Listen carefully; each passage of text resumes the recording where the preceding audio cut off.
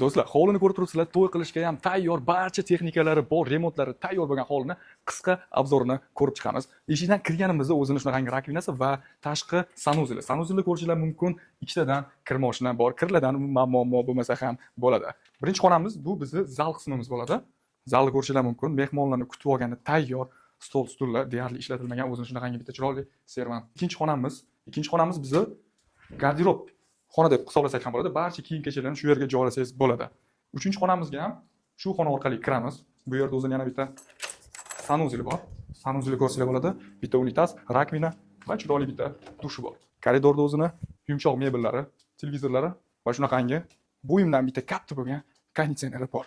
Asosiy xonalarimizdan biri bu bizni spalnya, ota-onalar yotoqxonasi. Ko'rishingiz mumkin. Tayyor.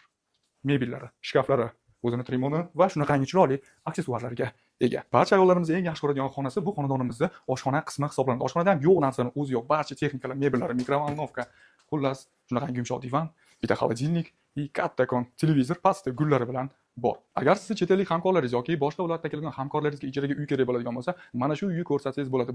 Oylik ijara haqqi $700 deb egalar aytdilar. Agar bu uy sizga chindan ham yoqqan bo'lsa, nomerlarni pastga qoldiramiz, telefon qilsangiz kelishtirib berishlari ham mumkin. Manzilni to'liqroq tushuntiraman. Mikrorayon Atur mehmonxonasidan где-то 7-8 metr kirganda ushbu xonadonimiz joylashgan. Nomerlarni pastga qoldiraman, tez telefon qiling.